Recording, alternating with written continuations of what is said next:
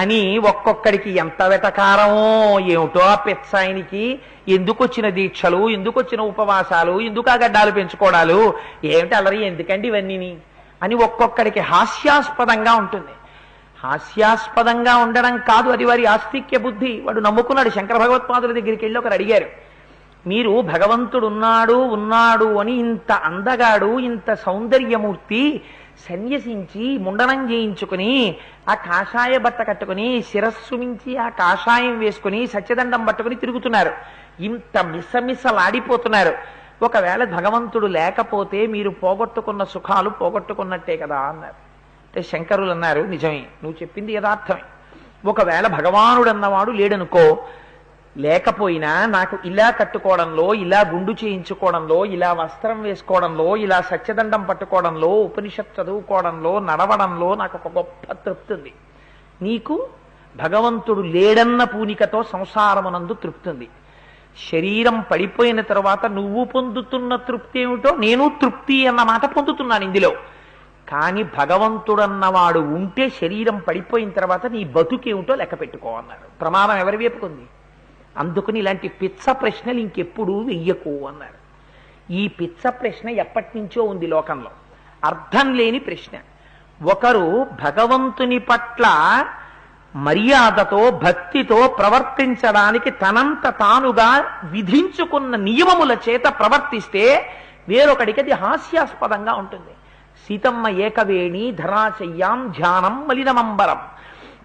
ఒంటి జడ వేసుకుంది తల్లి, మలినమైనటువంటి పట్టుబట్ట కట్టుకుంది, భూమి మీద పడుకుంటోంది, ఉపవాసం చేస్తోంది. రావణుడు అంటాడు, ఎందుకు ఈ ఒంటి జడ, ఎందుకు ఈ మలినమైన పట్టుబట్ట, ఎందుకు ఈ భూమి మీద పడుకోవడం, ఎందుకు ఈ ఉపవాసాలు, ఎందుకు ఇవన్నీ?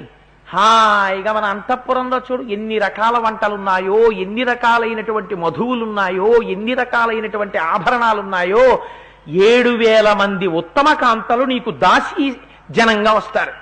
హాయిగా అవన్నీ అలంకరించుకో. ఎవరి గురించి చేస్తున్నావు తపస్సు?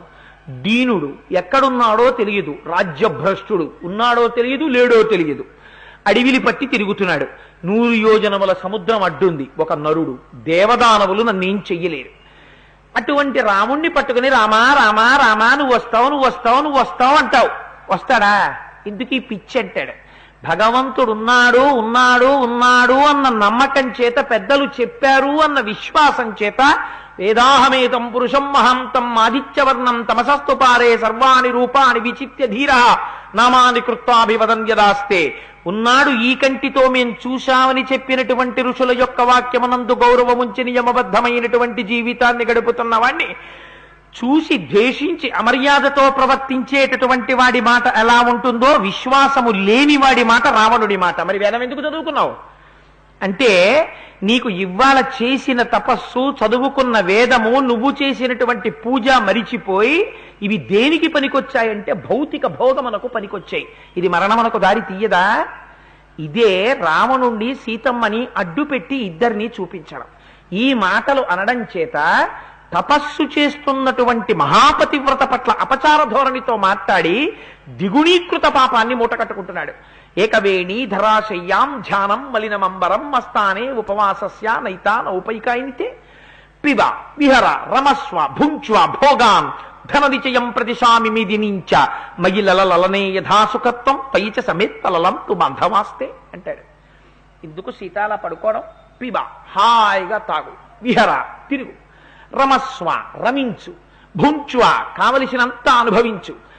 ఎంత ఐశ్వర్యం ఉందో తెలుసా నా దగ్గర, ఎంతమంది దగ్గర కొట్టుకొచ్చాను. వాడి సొంతం కాదు, వాడు సిగ్గు లేకుండా చెప్పుకుంటాడు. కుబేరుణ్ణి ఓడించి పుష్పక విమానం పట్టుకొచ్చాను, దేవతల్ని ఓడించి రకరకాల మణులు మాణిక్యాలు తెచ్చాను, అందరివి నావిగా చేసుకున్నాను. వాడిది వాడికుంచకుండా వాడిది తెచ్చి నీవుగా అనుభవిస్తుంటే వాడు ఏడుస్తూ ఉంటాడు. రామయతి అసత్ప్రలాపాన్ కరయతి ఇది రావణ. ఇంకోడు ఏడుస్తుంటే వాడిది తెచ్చుకుని తను నవ్విన వాడే రావణుడు. ఈ నిర్వచనంలోకి నువ్వు ఎన్నడూ పడకూడదు, జ్ఞాపకం పెట్టుకో. అందుకని అలాంటి రావణుడు కనుక ఒక మాట అంటాడు అమ్మతోటి, పిబ హాయిగా తాగు, తిను, సుఖంగా అనుభవించు, ఆభరణాలు పెట్టుకో, ఆనందంగా ఉండు, నా పాన్పు చేరు, నాతో రమించు. అంతేకాని ఎందుకు వచ్చింది ఇదంతా? ఇంకొక మాట చెప్పనా, నాకున్న ఐశ్వర్యం అంతా నీ ఐశ్వర్యం, నీ బంధువులందరినీ పిలిచి హాయిగా ఈ ఐశ్వర్యం తయ్యి. స్త్రీలని లోభ పెట్టడం అనేటటువంటి విద్య ఒకటి ఏ యూనివర్సిటీలోనైనా పెడితే దానికి వైస్ ఛాన్సలర్గా రావణాసురుణ్ణి ఇయ్యొచ్చు. ఎందుకు అంటే వాడు ఎంత గొప్పగా మాట్లాడతాడో చూడండి. వీడి ఐశ్వర్యం అంతా ఆవిడికి ఇస్తాట, ఆవిడ బంధువులకి ఇవ్వచ్చుట. ఏమీ తెలియని అమాయకమైన ఆడదాన్ని లోభ పెట్టేవాడు ఇలాగే మాట్లాడతారు. మీరు ఇప్పటికీ చూడండి, Ramayanam gets repeated repeated repeated repeated and repeated for ever. ఎందుచేత పేపర్స్లో ఇప్పటికీ మనం చదువుతుంటాం, అమాయకమైనటువంటి ఆడదాన్ని తాను చాలా ఉన్నత వంశానికి చెందినవాడిని, తాను చాలా ధనవంతుడని ప్రలోభ పెట్టి స్నేహితుడి కారట్టుకొచ్చి తన కార్లుగా చెప్పి ఆవిడ్ని తీసుకెళ్లి ఆవిడకున్నటువంటి నగలు ఒలిచేసుకుని ఆవిడ్ని పీక పిసికి చంపేశాడు అని మనం పేపర్లో చదువుతుంటాం. అయ్యో అమాయకురాలు పాపం ఎలా వశురాలైపోయిందో అనుకుంటుంటాం. అప్పటి నుంచి ఇప్పటి వరకు స్త్రీని లోభ పెట్టిన ప్రతి దుర్మార్గుడు అలాగే